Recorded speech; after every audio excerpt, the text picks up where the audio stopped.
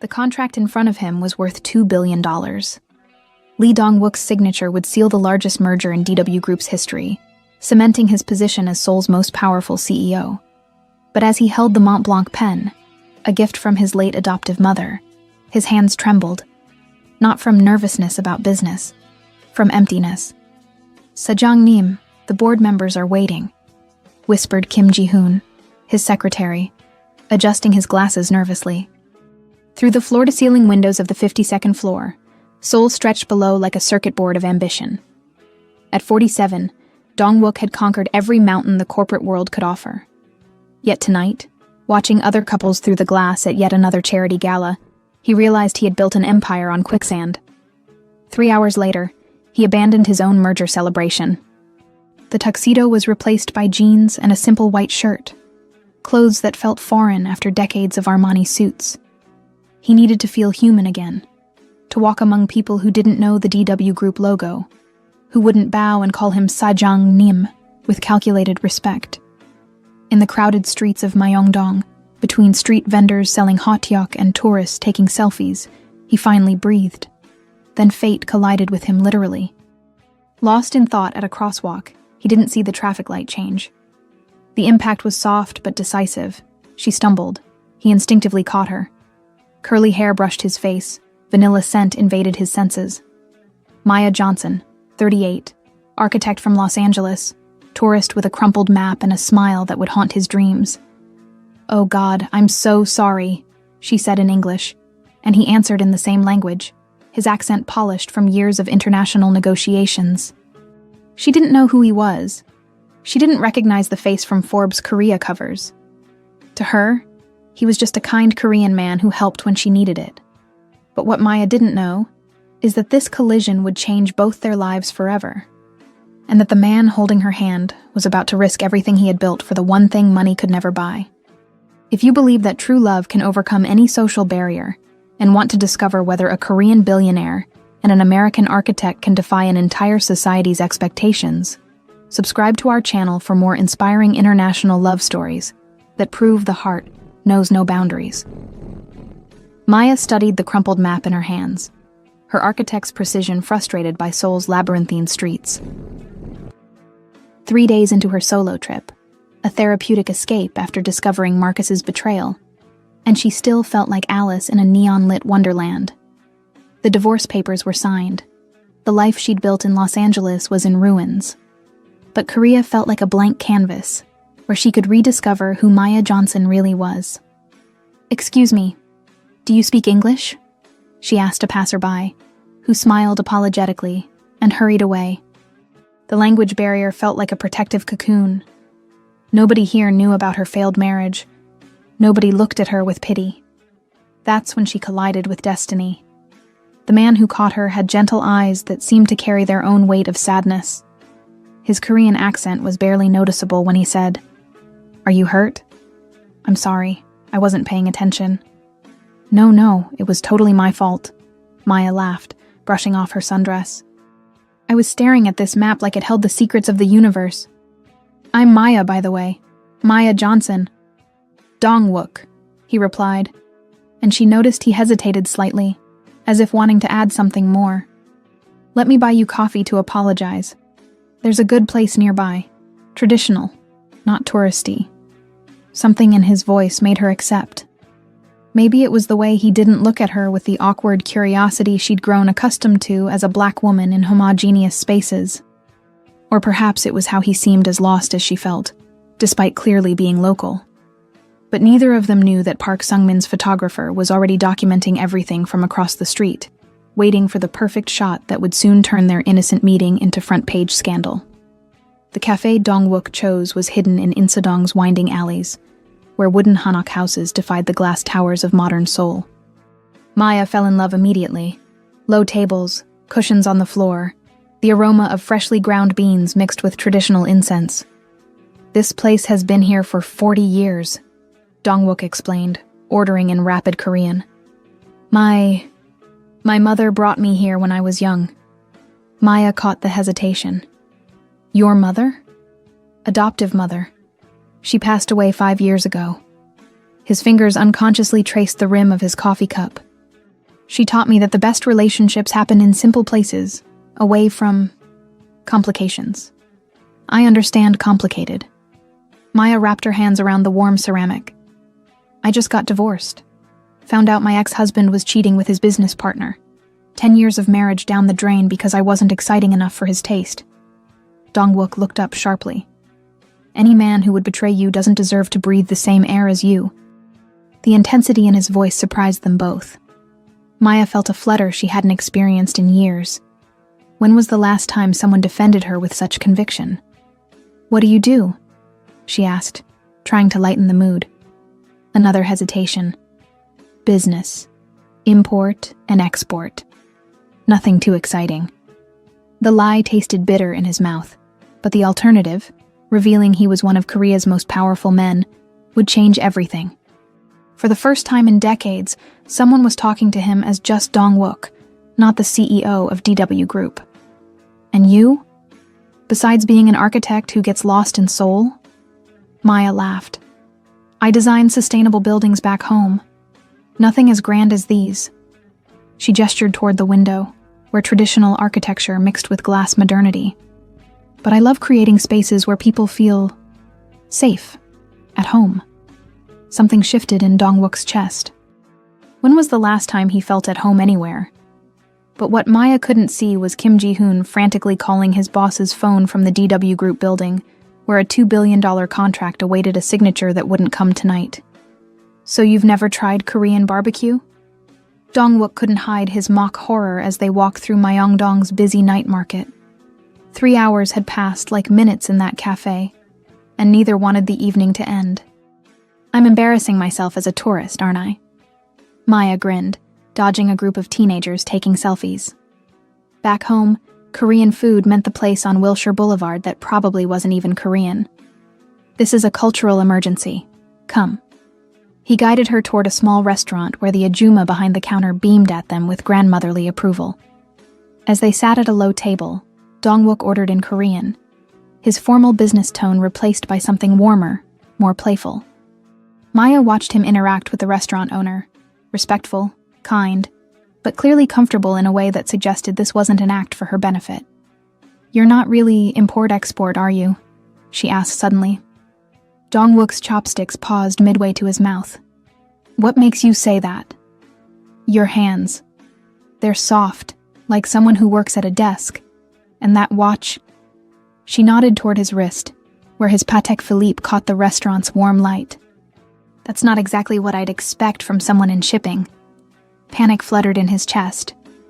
"I do well for myself." "I'm not interrogating you," Maya said gently. "We all have things we'd rather not discuss with strangers. God knows I've got my share of secrets." The relief in his eyes was palpable. Here was someone offering him space to be incomplete, imperfect. When was the last time someone had given him that gift? As they shared kimchi and bulgogi, Maya told him about her architecture projects, her voice lighting up when she described designing a community center in East LA. Dong-wook found himself leaning forward, fascinated by her passion for creating spaces that serve people rather than profit. "And you?" she asked. "What made you choose business?" The question struck deeper than she realized. How could he explain that at 25, he'd chosen corporate success over family tradition, earning Madame Choi's devastating rejection? How could he tell her that every deal, every merger, every billion one earned was an attempt to fill a void that kept growing larger? "Sometimes we choose our paths," he said finally. "Sometimes they choose us." Maya recognized the weight in those words. The same weight she carried from her failed marriage, from years of compromising herself for someone else's vision of who she should be. But neither of them noticed Park Sung-min's associate photographing them from across the street, documenting every shared laugh, every moment of unconscious intimacy that would soon weaponize their innocent connection. Kim Ji-hoon found them by accident, or perhaps by the GPS tracker he'd discreetly activated on his boss's phone when Dong-wook disappeared from the merger celebration. The secretary's heart nearly stopped when he saw the CEO of DW Group sitting on a floor cushion, laughing with a foreign woman as if he were any ordinary Seoul resident. "Sajang-nim," Ji-hoon said quietly, approaching their table with the careful respect drilled into him by Korean corporate hierarchy. The joy drained from Dong-wook's face instantly. Maya watched the transformation with architectural precision. The way his shoulders straightened, how his expression became carefully neutral, the sudden distance in his eyes. "Maya, this is my associate, Kim Ji-hoon. Ji-hoon, Maya is a tourist from America." Ji-hoon bowed politely, but Maya caught the tension. Something was wrong. "Nice to meet you," she said in her careful Korean phrases, earned from 3 days of guidebook study. "The merger documents," Ji-hoon said in Korean, keeping his voice low. "The board is asking questions." "Not now," Dong-wook replied in the same language, his tone carrying the authority that made grown men in $1,000 suits tremble. Maya understood none of the words but everything about the dynamic. This wasn't a business associate. This was someone who worked for Dong-wook. And from the deference in the younger man's posture, worked for someone very important. "I should probably head back to my hotel," Maya said, gathering her purse. "Early morning tomorrow. I'm visiting Gyeongbok Palace." "Wait." Dong-wook's hand brushed hers, sending electricity up her arm. Would you like company? I could show you around, if you're interested." Something in his voice, vulnerable, hopeful, made her nod. "I'd like that, a lot." As they exchanged phone numbers, Ji-hoon watched with growing alarm. In 15 years of working for Lee Dong-wook, he'd never seen his boss look at anyone the way he was looking at this American woman. And in Korean corporate culture, where every relationship could become a liability, this felt like watching his employer walk toward a cliff.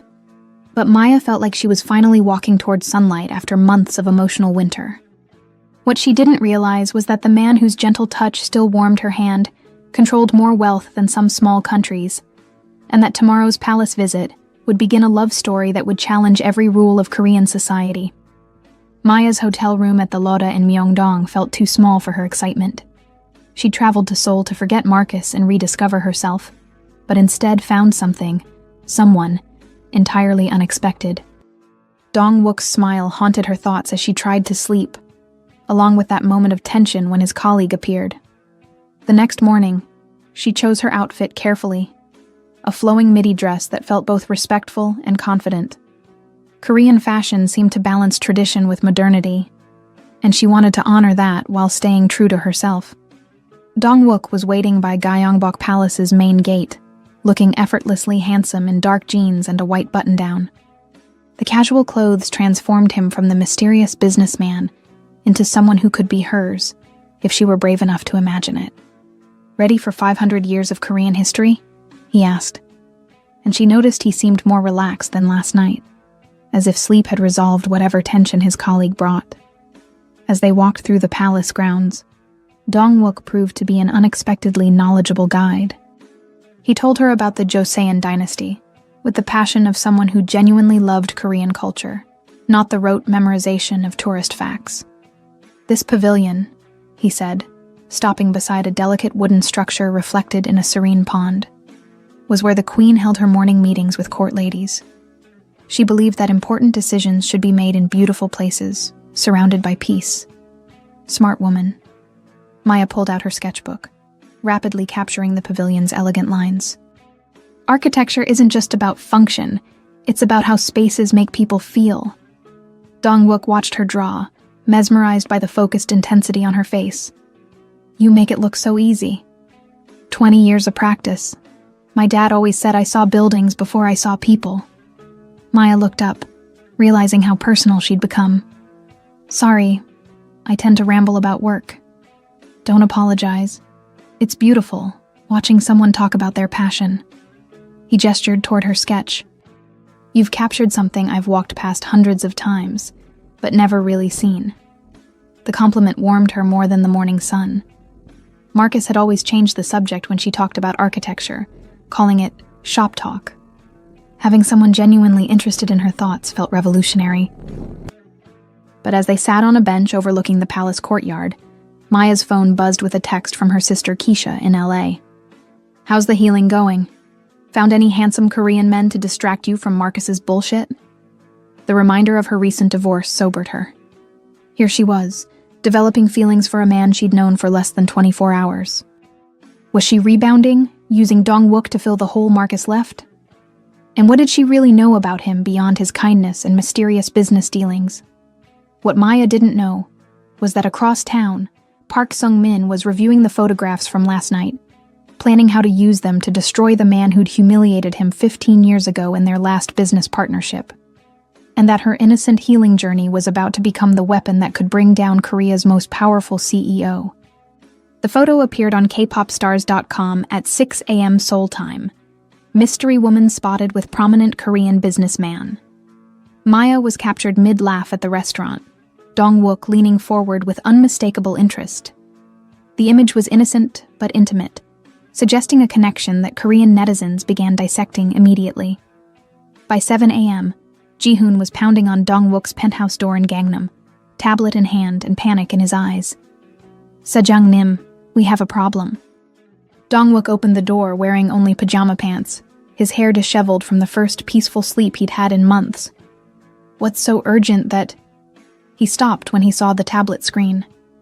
"It's everywhere. Naver, Dispatch, even some international K-drama blogs. They don't know who you are yet, but it's only a matter of time." Ji-hoon's voice carried 15 years of protective instinct. "If they identify you as DW Group's CEO, and her as a foreign woman..." The unfinished sentence hung between them like a sword.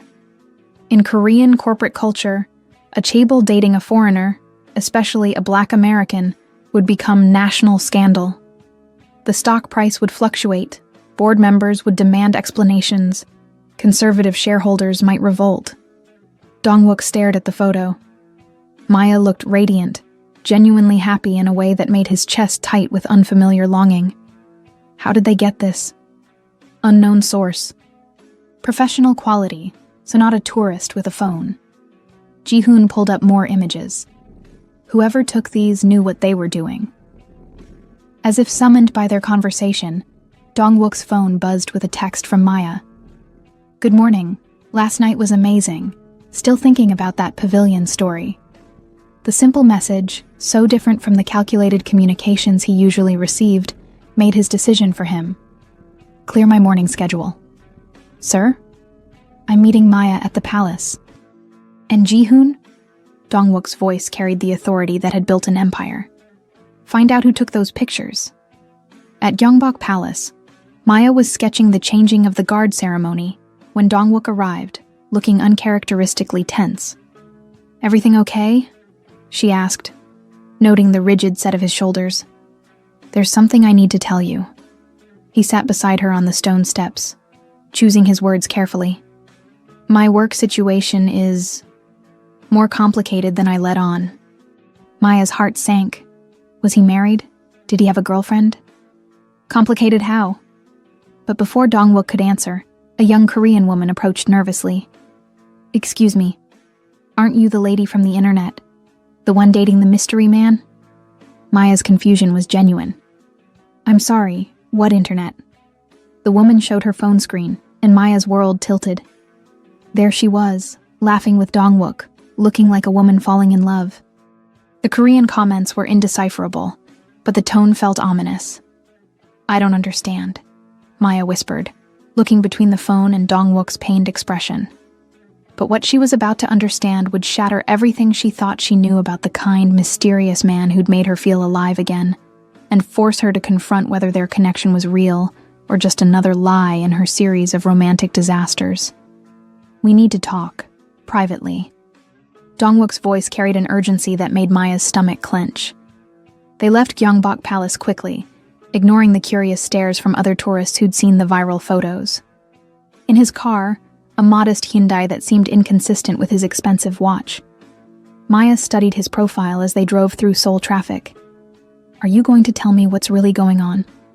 Dong-wook pulled into the parking lot of a small coffee shop in Hongdae, far from the corporate towers of Gangnam. The distance felt deliberate, like he was taking her somewhere his real world couldn't reach. "Before I explain about those photos, I need to know something about you." He turned to face her, his expression serious. "Your divorce? How recent was it?" The question caught Maya off guard. "Final papers were signed 6 weeks ago. Why? And you came to Korea alone to To figure out who I am without Marcus. To heal. Maya's defensive walls rose automatically. Are you asking if I'm rebounding? If you're just some distraction from my failed marriage? I'm asking if you're capable of handling the truth about who I really am. The gravity in his voice scared her. Try me. Dong-wook took a breath that seemed to require courage. My name is Lee Dong-wook. I'm the CEO of DW Group, one of Korea's largest conglomerates. Those photos aren't just gossip. They're potentially front-page news that could affect thousands of jobs, billions in stock value, and my entire reputation. Maya stared at him. You're telling me you're like Korean millionaire famous? Billionaire? And yes. The parking lot suddenly felt too small, the air too thin. So when you said import-export, I lied. When I said I wasn't anyone important, I lied. When I let you pay for your own coffee yesterday, I lied. His hands gripped the steering wheel. But when I said I was falling for you, that was the first true thing I've said in years. Maya's architect mind processed the information in structural terms. Everything she thought she'd built with this man was constructed on false foundations. How do I know this isn't another lie? How do I know you're not just some rich guy who gets his kicks pretending to be normal with naive tourists?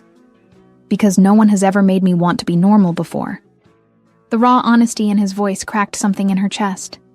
But Marcus had been charming too, had made her feel special right up until she discovered his betrayal. I need time to process this, Maya said quietly. And I need to know. Are there paparazzi following us right now? Dong-wook nodded grimly. Probably. Maya looked around the parking lot with new eyes.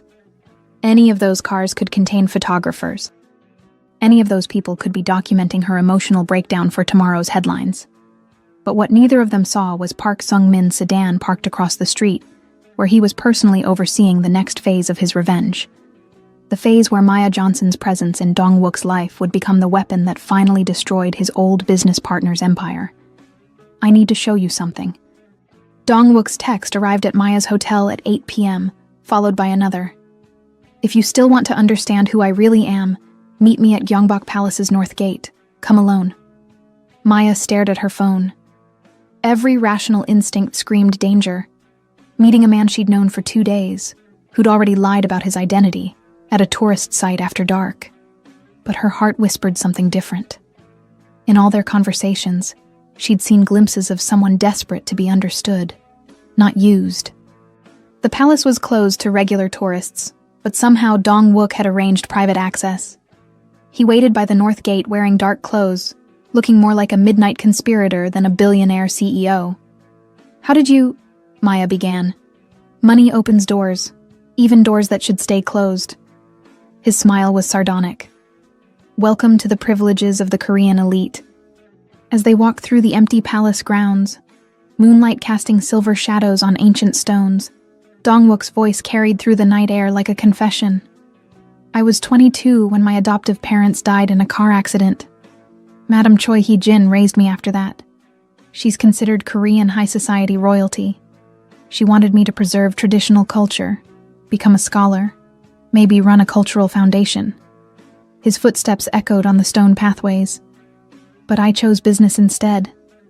International markets, technology, everything she considered Western corruption of Korean values.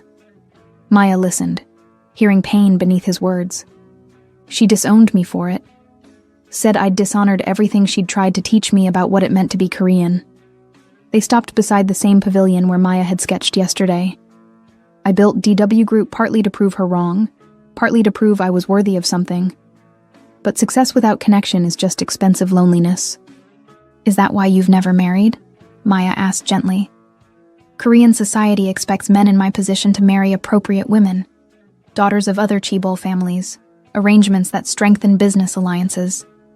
His laugh was bitter. Love is considered a luxury, even a liability. Emotional vulnerability can be exploited by competitors. Maya felt pieces clicking together. Like Park Sung-min. Dong-wook's head snapped up. How do you know that name? I googled you after this afternoon. Park Sung-min, SM Corporation, some kind of business rivalry that goes back years. She studied his expression. He's the one who leaked those photos, isn't he? The silence confirmed her guess. Maya, being with me puts you in danger you don't understand. Korean corporate warfare isn't just about money. It's about reputation, family honor, social destruction. Dong-wook turned to face her fully. If Park exposes our relationship, the media will dissect every aspect of your life. Your divorce, your race, your motivations for being with me. They'll paint you as a gold digger or worse. And you as what? A fool who let his heart compromise his judgment. Maya walked to the pavilion railing, looking out at the empty courtyard. So, what are you saying? That we should stop seeing each other to protect your image? I'm saying I'm 47 years old, and I've never felt about anyone the way I feel about you. But I'm also saying that choosing love over empire might cost me everything I've built. The weight of his admission settled between them. Maya understood she wasn't just being asked to date a man. She was being asked to enter a war where her very existence would be a weapon used against him. But what Dong-wook didn't tell her was that Park's plan was already in motion, and that tomorrow's headlines would force them both to make choices neither was prepared for. Park Seung-min's office on the 48th floor of SM Corporation commanded a view of DW Group's headquarters, a daily reminder of the humiliation he'd endured 15 years ago. The business partnership that ended with Dong-wook exposing his embezzlement had cost Park everything: reputation, marriage, his father's respect. Now, watching security footage of Dong-wook's midnight palace visit with the American woman, Park smiled for the first time in months. "Sir, the journalist from Seoul Economic Daily is here," his assistant announced. Kim Tae-sung entered, tablet loaded with photos and a hunger for the kind of story that made careers. "Mr. Park, the evidence you've provided is extensive. Lee Dong-wook thinks he's untouchable because of his corporate success," Park said, not bothering with pleasantries. "But Korean society still has standards. A chaebol CEO openly dating a foreign woman, especially an American black woman, will trigger every conservative instinct in our culture." The journalist scrolled through images, Dong-wook and Maya at the restaurant, walking through the palace, sitting intimately in his car. The public will certainly have opinions. More than opinions. Shareholders will panic. Board members will question his judgment, and I'll be positioned to acquire DW Group's assets when his empire crumbles. Park's voice carried 15 years of calculated revenge. At DW Group headquarters, Ji-hoon burst into Dong-wook's office without knocking, a breach of Korean corporate protocol that signaled emergency. "Sejong Nim, Seoul Economic Daily is running a front-page story tomorrow.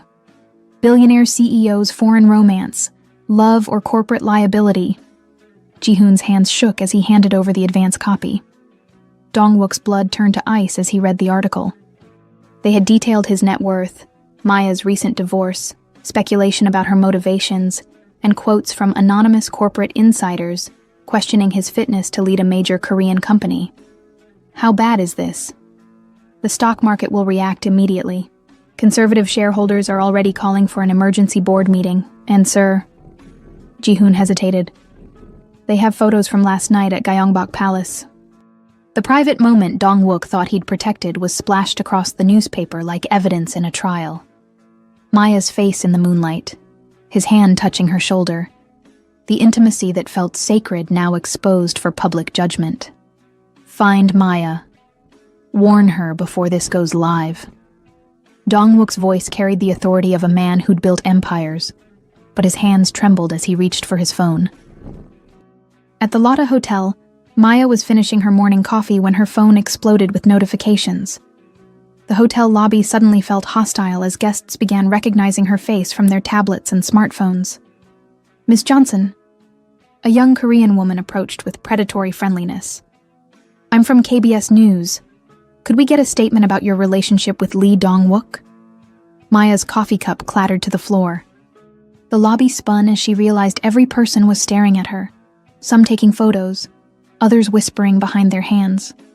But what Maya didn't know was that this was only the beginning, that Park Seung-min's war against Dong-wook would force her to choose between love and survival in a country where her very existence had become a scandal. The headlines screamed from every newsstand in Seoul: chaebol scandal, DW Group CEO's American affair shocks Korea. Maya's photo was everywhere. Walking with Dong-wook, sketching at the palace, even an old Facebook picture from her Los Angeles architecture firm that someone had somehow accessed. In her hotel room, Maya watched Korean news channels dissect her life with surgical precision. Though she couldn't understand the rapid Korean, the tone was unmistakably judgmental. Her phone hadn't stopped ringing. Reporters, bloggers, even what sounded like angry Korean citizens who'd somehow gotten her number. Maya, don't leave your room. Dong-wook's voice on the phone carried exhaustion and desperation. I'm sending Ji-hoon to get you. We need to move you somewhere safe. Safe from what? I'm just a tourist who had coffee with a man. But even as she said it, Maya could see the crowd gathering outside the hotel through her 8th-floor window. You're not just anything anymore. You're the foreign woman who seduced Korea's most eligible bachelor. You're the American who compromised a chaebol's judgment. In conservative Korean society, you represent everything they fear about Western influence. The words hit Maya like physical blows. I didn't seduce anyone. I didn't even know who you were. The media doesn't care about truth. They care about narrative. And the narrative is that you're either a gold digger or I'm having a midlife crisis that's compromising shareholder value. Maya sank into the hotel room chair. My sister called from LA. The story made international news.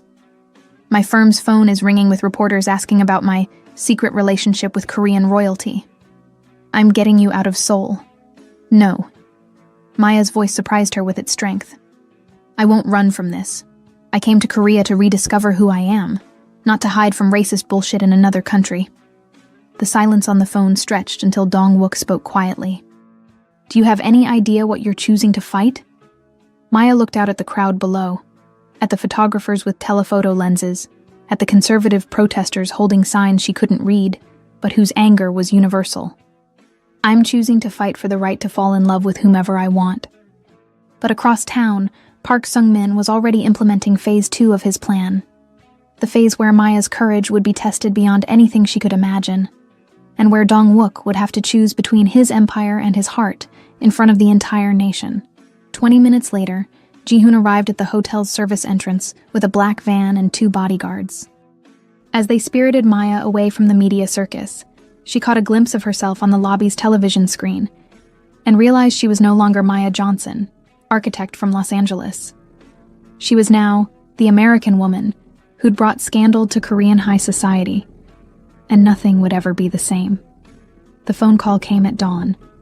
Madame Choi Hye-jin's voice carried across the line with the authority of 7 decades, and the cold precision that had made her Seoul's most feared social arbiter. Dong-wook, come to the house, now. The Choi family estate in Gangnam existed outside time, traditional architecture maintained with obsessive precision, gardens that had been manicured for generations, rooms where Korea's most powerful decisions were made over tea ceremonies that looked simple but carried the weight of empire. Dong-wook hadn't been inside these walls since the day Madame Choi disowned him 25 years ago. Now, walking through hallways lined with ancestral portraits, he felt like the scared young man who'd once begged for her approval. Sit. Madame Choi gestured toward a floor cushion across from her traditional tea table. At 71, she remained formidable. Silver hair pulled into an elegant bun, hanbok in muted grays that somehow managed to look more expensive than any Western designer dress. The tea ceremony proceeded in silence. Every movement carried meaning in Korean culture. The temperature of water, the selection of cups, the rhythm of pouring. Dong-wook waited, remembering lessons about patience and respect that this woman had beaten into him decades ago. You have brought shame to everything I taught you about being Korean. Madame Choi's first words cut like traditional blades. Sharp, precise, intended to wound.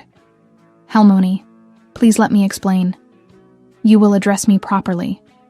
Her eyes flashed. I am Madame Choi to you.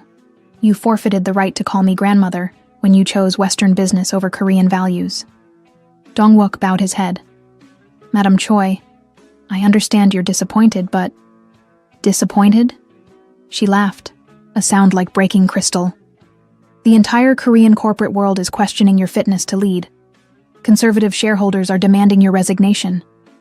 The woman is black, American, recently divorced.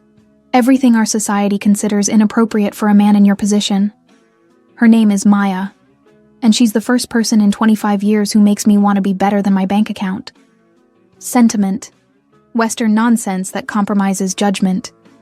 Madame Choi poured tea with movements that remained elegant despite her anger.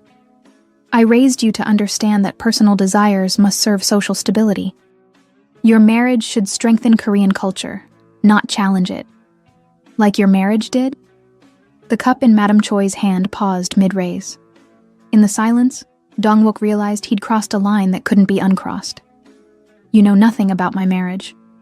I know you married grandfather for political alliance, not love. I know you spent 40 years in an arrangement that looked perfect from outside, but felt empty within. Is that what you want for me? Madame Choi set down her cup with deliberate control.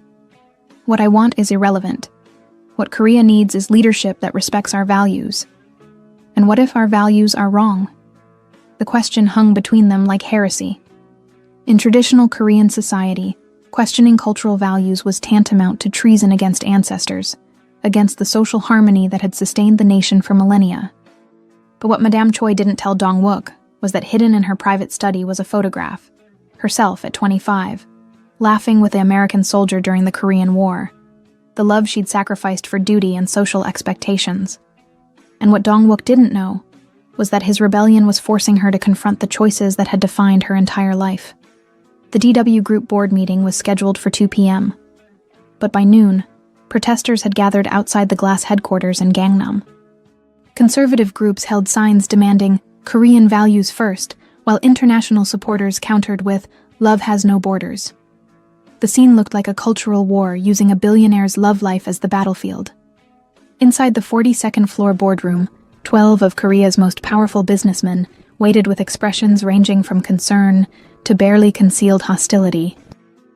These were men who'd built fortunes on traditional hierarchies, who viewed social stability as the foundation of economic success.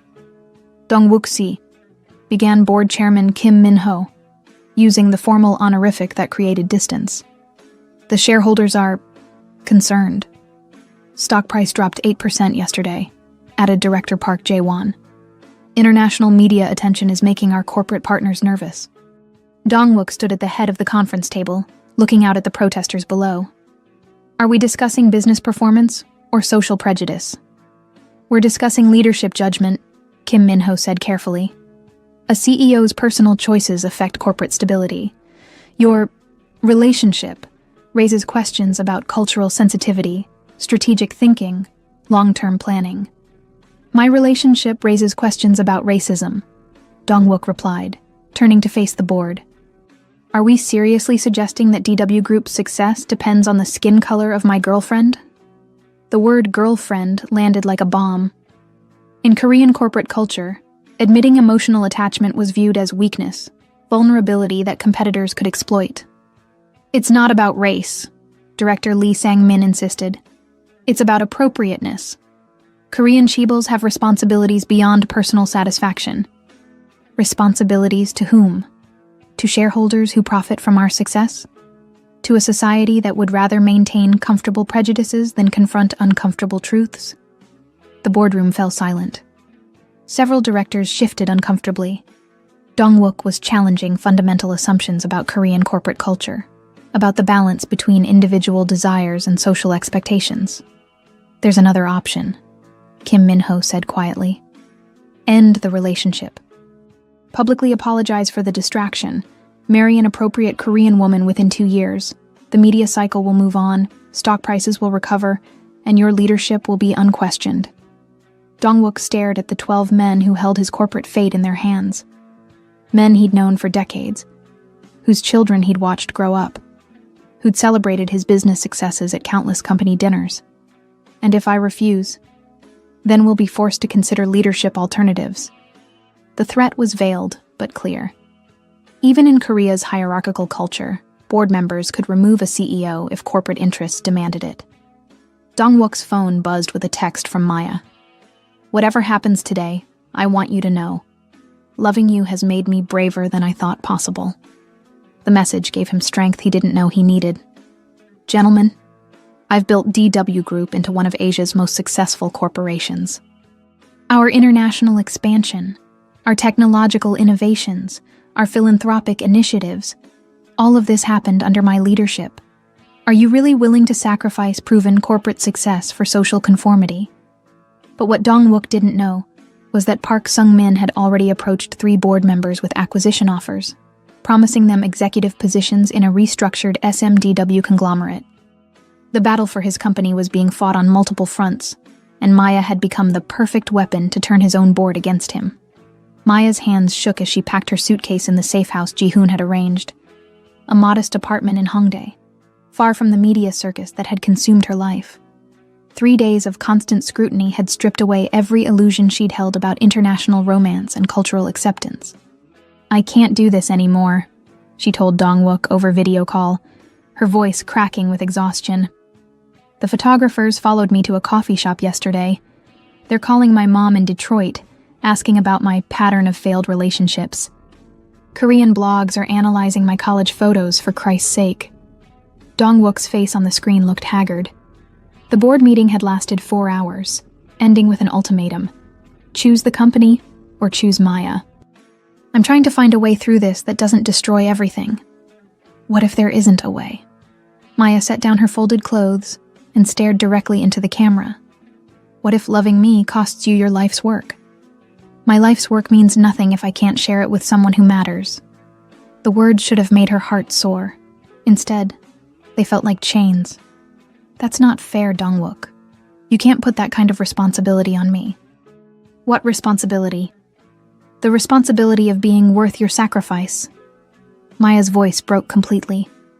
"I came to Korea to heal from one man who made me feel like I wasn't enough. I can't stay and watch another man lose everything because I'm too much." On the screen, Dong-wook's expression shifted from confusion to understanding. "Maya, this isn't about you being too much.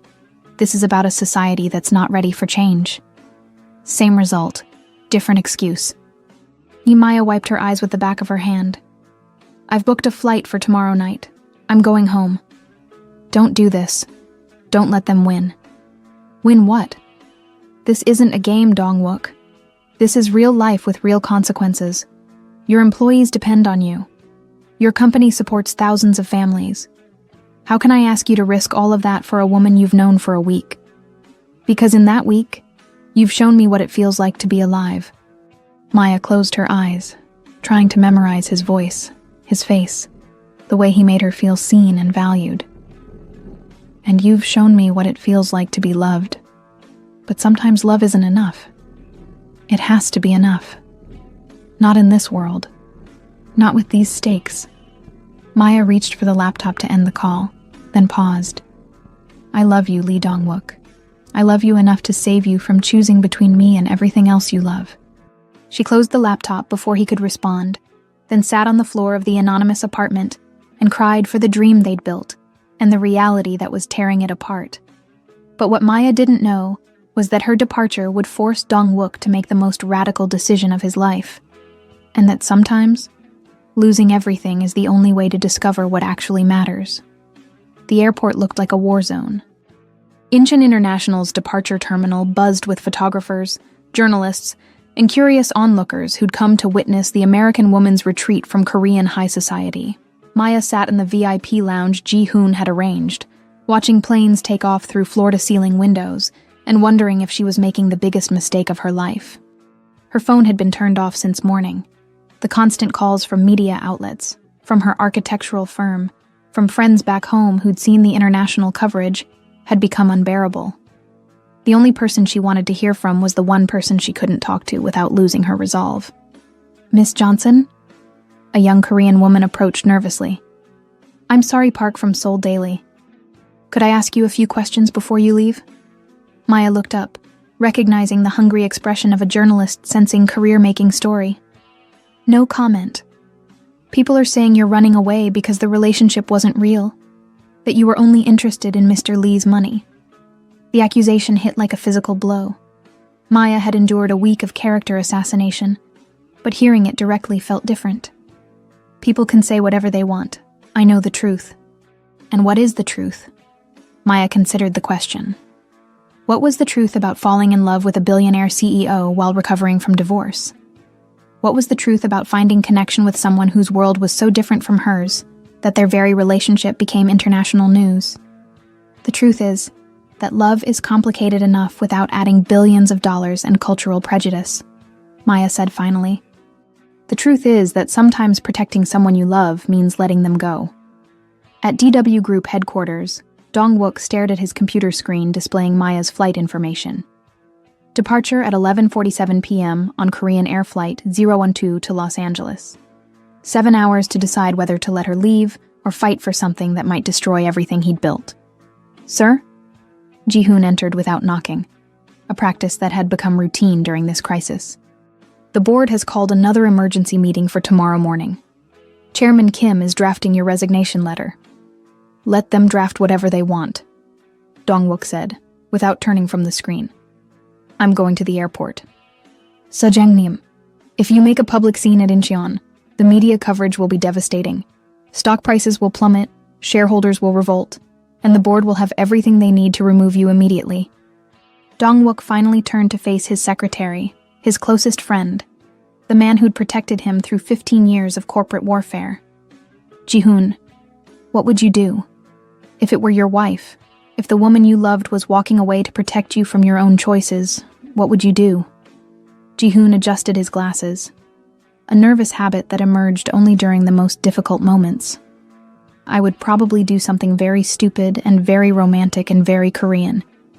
Like what? Like the grand gesture that proves love matters more than social expectations. Like the sacrifice that demonstrates commitment beyond words. Like the choice that forces everyone else to decide what they really believe about love and acceptance and change. Dong-wook stood, reaching for his coat. Call the media. Tell them Lee Dong-wook will be making a statement at Incheon International Airport tonight at 11 p.m. Sir, are you sure about this? I've never been more sure of anything in my life. But what neither of them knew was that Park Sung-min had already leaked information about Maya's departure flight to maximize media coverage, planning to humiliate Dong-wook one final time as his empire crumbled. The airport confrontation would be broadcast live, forcing both Maya and Dong-wook to make their choice in front of the entire world. The scene at Incheon International Airport was unprecedented. News crews from major Korean networks, international correspondents, social media influencers, and hundreds of curious citizens gathered in the departure terminal like witnesses to a cultural moment that would define modern Korea's relationship with tradition and change. Maya sat in the first-class lounge, 30 minutes before boarding, when Ji-hoon appeared beside her table. Miss Johnson, please don't get on that plane. Maya looked up from her untouched coffee. Why not? Because my boss is about to do something that will either be remembered as the most romantic gesture in Korean corporate history, or the most expensive mistake a chaebol has ever made. Before Maya could respond, every television in the lounge switched to breaking news coverage. There, walking through Incheon's main terminal surrounded by security and journalists, was Lee Dong-wook. Not the polished CEO in $1,000 suits, but a man in jeans and a simple white shirt, looking simultaneously terrified and determined. Oh God, Maya whispered. What is he doing? The press conference was hastily arranged near Gate 12, close enough to Maya's departure gate that she could see the crowd gathering from the lounge windows.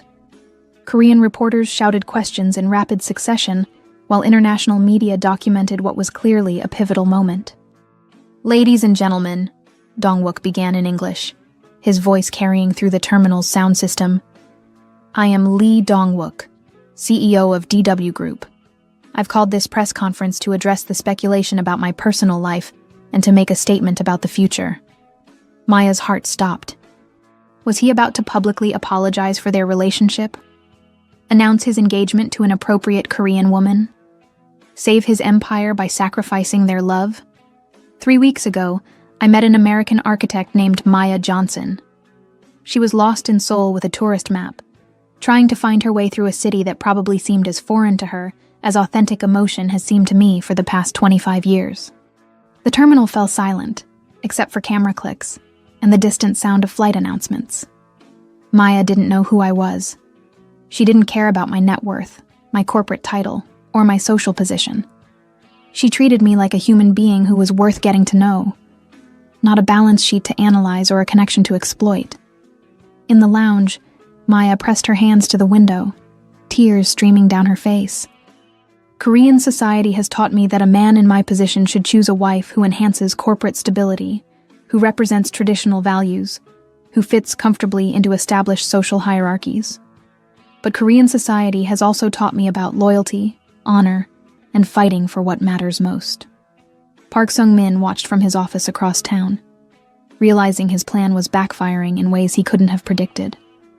Today, the board of DW Group gave me an ultimatum.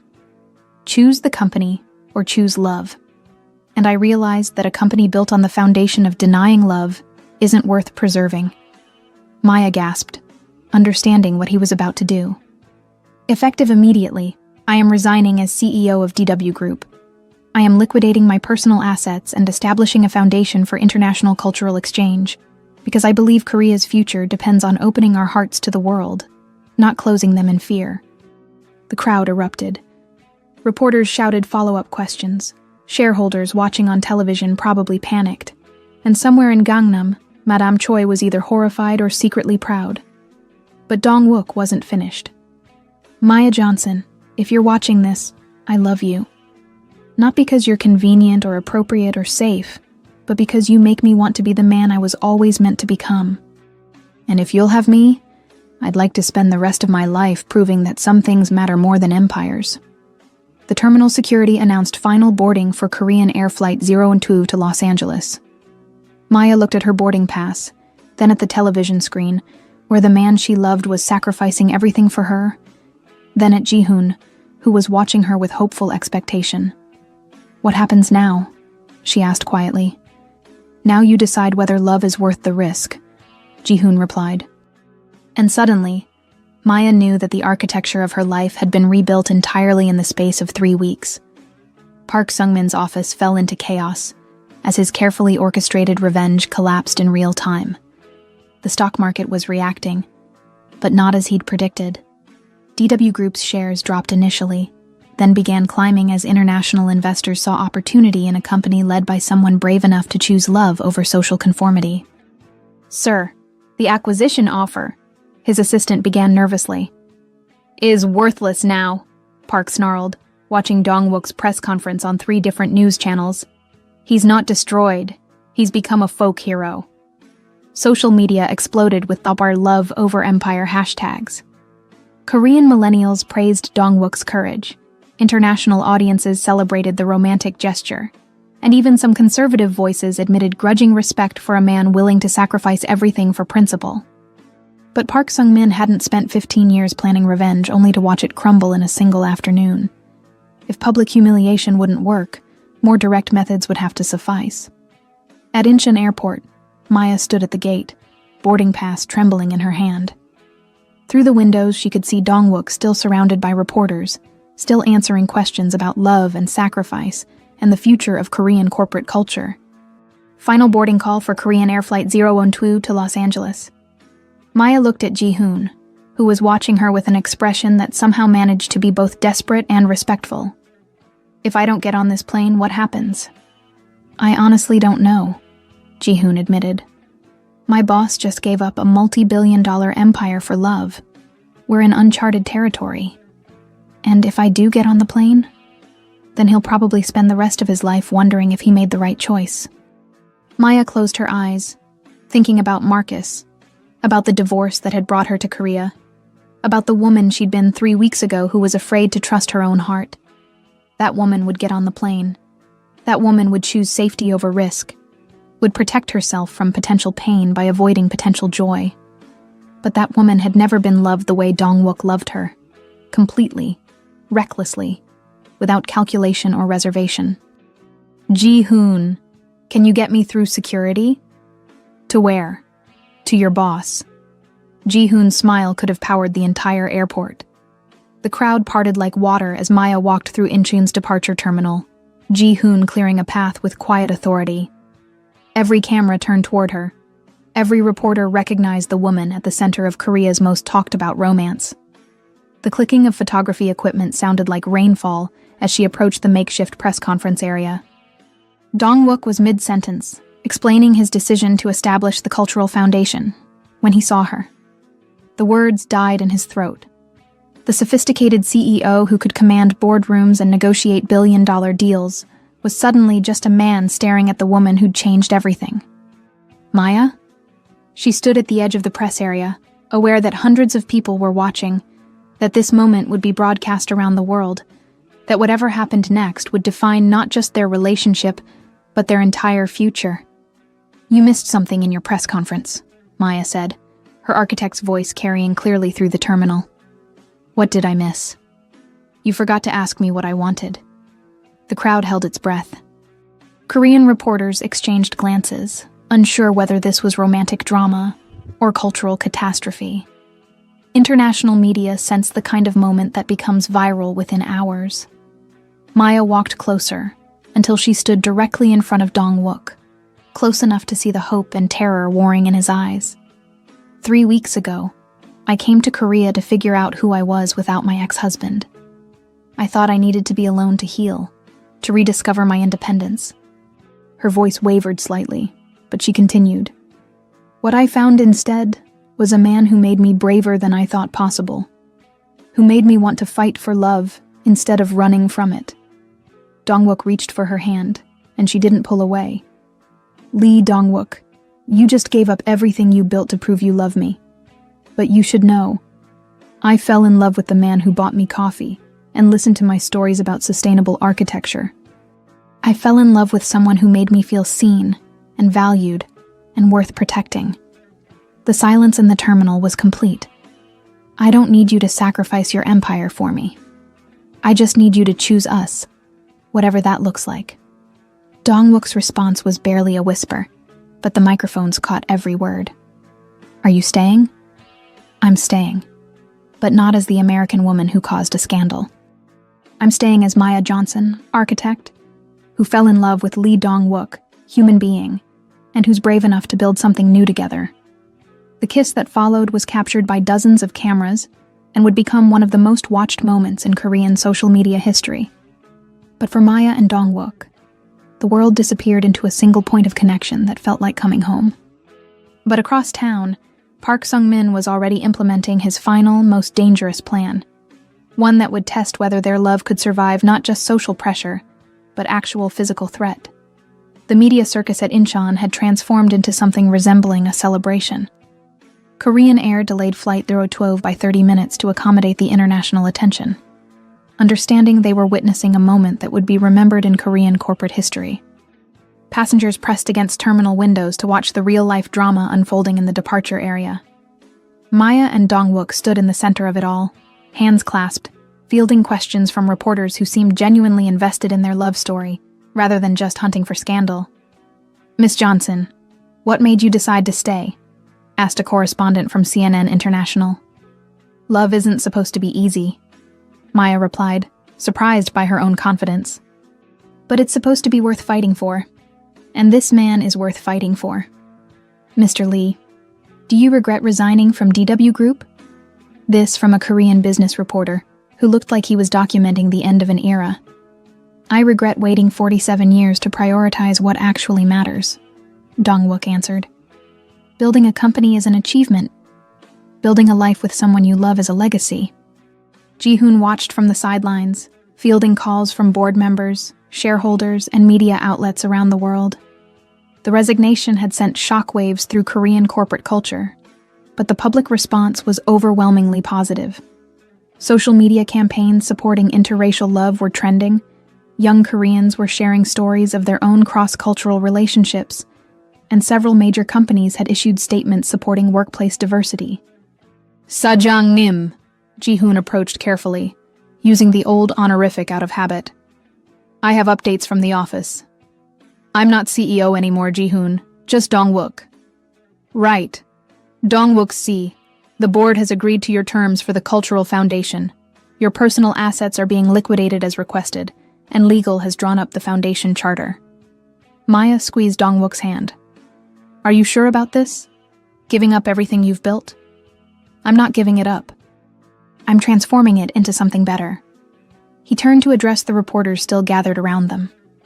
The Lee Johnson Foundation for International Cultural Understanding will promote cross-cultural education, support international students studying in Korea, and provide grants for artistic collaboration between Korean and international creators. The name hit Maya like a physical blow. Lee Johnson Foundation? If you'll let me. If you'll help me run it. Maya felt tears threatening again. 3 weeks ago, she'd been a divorced architect, running from her failures. Now she was being asked to help reshape Korean corporate philanthropy with a man who'd literally given up billions for love. I don't know anything about running a foundation. I don't know anything about loving someone this much. We'll figure it out together. But their moment of triumph was interrupted by Ji-hoon's phone ringing urgently. His face went pale as he answered, spoke briefly in rapid Korean, then hung up with hands that were visibly shaking. "We need to leave. Now," Ji-hoon said quietly. "Why?" Dong-wook asked. "Because Park Sung-min just leaked your home address to every news outlet in Seoul. But more importantly, he's hired private security to protect his interests regarding the DW Group transition. They're not looking for a conversation." Maya felt the celebration drain away as quickly as it had begun. "What does that mean?" "It means," Dong-wook said grimly, "that choosing love over empire made us targets. And Park Sung-min is done playing games." The airport suddenly felt less like a sight of romantic triumph, and more like the opening move in a war that was far from over. The safe house in Gangnam felt like a bunker. Ji-hoon had arranged round-the-clock security after Park Sung-min's hired men were spotted outside Dong-wook's penthouse and Maya's former hotel. Korean corporate warfare had escalated beyond media manipulation into something that felt genuinely dangerous. "I can't live like this," Maya said, pacing the small apartment's living room. "Hiding from hired thugs because I fell in love with the wrong person's business rival." Dong-wook sat on the couch, laptop open, reviewing legal documents that would finalize his break from DW Group. "It's temporary. Once the foundation is established and the corporate transition is complete, Park won't have any leverage." "How do you know that?" The question hung between them. Dong-wook closed the laptop, recognizing the fear in Maya's voice. Not fear of physical danger, but fear of a future defined by other people's hatred. "I don't know that," he admitted. "I've been operating on faith that love is stronger than vengeance, that doing the right thing eventually wins. But I'm 47 years old, and I've spent most of those years believing that money and power could solve any problem." Maya sat beside him, close enough to feel his warmth, but far enough to study his profile. What if Park never stops? What if this becomes our entire life? Security guards and safe houses and looking over our shoulders? Then we'll face it together. "That's not an answer, Dong-wook. That's a hope." Before he could respond, Ji-hoon entered with his phone pressed to his ear, speaking in urgent Korean. Maya had learned to recognize the tone, if not the words. Crisis management, damage control, the language of people trying to prevent disaster. "What now?" Dong-wook asked when Ji-hoon hung up. "Madam Choi wants to see you. Both of you. Tonight." Maya felt her stomach drop. "The woman who disowned you? The one who thinks I'm everything wrong with Korean society? She says it's urgent. And she specifically requested that Miss Johnson accompany you." Ji-hoon's expression was unreadable. "She's waiting at the family estate." Dong-wook stood, decision made. "We go." "Absolutely not," Maya said. "Walking into that house sounds like the perfect way to end up as casualties in a 25-year-old family feud." "Maya, Madame Choi is many things. Traditional, unforgiving, ruthless in her protection of Korean cultural values. But she's not violent, and she's not stupid." Dong-wook held out his hand. "If she's asking to see us together, it's because she has something to say that could change everything." Maya looked at his outstretched hand, at Ji-hoon's worried expression, at the security monitors showing armed men patrolling outside their building. Every instinct screamed that this was a trap, that walking into the mansion of a woman who'd already rejected Dong-wook once was asking for humiliation at best, danger at worst. But the same instincts had told her to get on the plane to Los Angeles, to run from love instead of fighting for it. And those instincts had been wrong. "If this gets us killed," Maya said, taking his hand, "I'm haunting you for eternity. If this gets us killed, I'll deserve it." What none of them knew was that Madame Choi had spent the last 3 days watching the international coverage of their love story, remembering her own sacrificed romance, and making a decision that would either redeem 25 years of regret or destroy the last remnants of her social standing forever. The Choi family estate looked different at night. Traditional lanterns illuminated the pathway through gardens that had been maintained for generations, creating shadows that seemed to hold the weight of Korean history. Maya walked beside Dong-wook through courtyards where decisions about the nation's future had been made over tea ceremonies and formal negotiations. Madame Choi waited in the main reception room, dressed in a formal hanbok of deep blue silk that somehow managed to look both ancient and timeless. At 71, she remained formidable. Silver hair arranged in an elaborate traditional style, jade jewelry that caught the lamplight, an expression that revealed nothing of her intentions. "Sit," she commanded, gesturing toward floor cushions arranged around a low table set for tea. Maya followed Dong-wook's lead, attempting the respectful posture she'd observed in Korean dramas, aware that every gesture was being evaluated according to standards she barely understood. The tea ceremony proceeded in ritual silence. Madame Choi's movements were precise, elegant, weighted with significance that Maya could feel but not interpret. The only sounds were the whisper of silk against silk and the gentle percussion of ceramic on wood. "You have made quite a spectacle," Madame Choi said finally, addressing Dong-wook in English, a gesture that included Maya in the conversation rather than excluding her through language. "I have made a choice," Dong-wook replied carefully. "The same choice you made 25 years ago. Individual desire over social responsibility." Maya felt the tension in the room thicken. This was the conversation that had broken their relationship decades ago. The fundamental disagreement about tradition versus personal freedom that had defined both their lives since. With respect, Halmoni, Dong-wook used the intimate honorific deliberately. Social responsibility that requires denying love isn't social responsibility. It's social control. Madame Choi's cup paused halfway to her lips. "You address me as grandmother. You forfeit that right. I've forfeited many things lately, but I've gained something more valuable." The older woman's gaze shifted to Maya, studying her with an intensity that felt like judgment rendered visible. "And you, Miss Johnson, what have you gained by destroying a Korean family's harmony?" The question was clearly a test. Maya recognized the setup. Accept blame and appear weak, reject blame and appear arrogant. In Korean hierarchical culture, there might not be a correct answer for someone in her position. "I've gained the courage to believe I deserve love that doesn't require me to disappear," Maya said quietly. "And I've learned that harmony built on silence isn't really harmony at all." Something shifted in Madame Choi's expression. Surprise, perhaps, or recognition. "You speak boldly for someone who understands nothing of our culture." "I understand enough to know that every culture evolves or dies. And I understand that Dong-wook's love for me doesn't diminish his love for Korea. It expands it." The silence stretched until Madame Choi set down her teacup with deliberate precision. 47 years ago, I was in love with an American soldier. His name was James Morrison from Ohio. He was kind, intelligent, handsome in the way that made Korean girls forget their upbringing.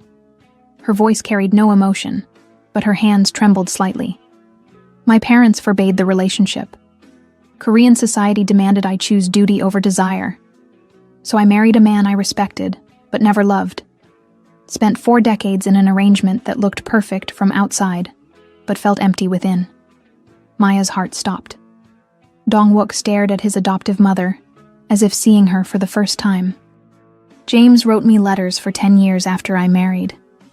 I kept them all, hidden in a box that I look at every year on the anniversary of our last meeting. I have wondered every day for 47 years what my life would have been if I had chosen love over approval." Madame Choi stood, walked to an antique cabinet, and returned with a small wooden box that looked ancient and well-handled. "These are James's letters. Love letters that I was too afraid to honor, too weak to fight for, too concerned with social expectations to treasure." She placed the box on the table between them. "Dong-wook, when you chose business over family tradition, I saw my own rebellion. When you choose love over corporate success, I see my own regret. Her voice finally carried emotion, decades of suppressed longing, of choices that couldn't be unmade. I disowned you because you reminded me of everything I was too afraid to become. Tears ran down Maya's cheeks as she understood the magnitude of what was happening. This wasn't just about her and Dongwook.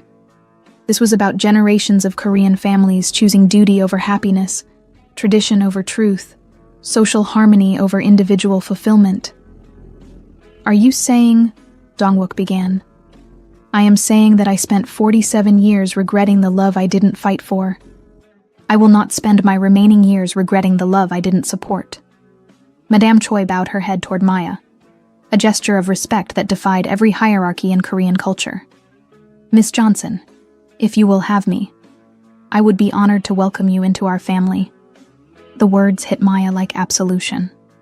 The woman who'd represented every obstacle to their love was offering acceptance, understanding, redemption for choices that had defined decades of regret. But more than that, Madame Choi continued, I want to make an offer. The Choi Foundation has significant resources. We could partner with your Lee Johnson Foundation, combine traditional Korean cultural preservation with international understanding. Make something beautiful from the pain we've all carried. Maya looked at Dongwook, saw the joy and disbelief warring in his expression, understood that they were being offered not just acceptance but purpose, a way to transform their love story into something that could heal other broken connections between tradition and change. There's one condition, Madame Choi said. The wedding must be traditional Korean ceremony. I have been denied the opportunity to see my son married with proper family celebration. I will not be denied again. Maya laughed through her tears, understanding that she was being claimed, protected, welcomed into a family structure that had seemed impossible just hours before. I would be honored, Maya said, but I have one condition too. Madame Choi raised an eyebrow. James Morrison from Ohio. If he's still alive, if he's still single, you're going to write him a letter. The suggestion hung in the air like possibility itself.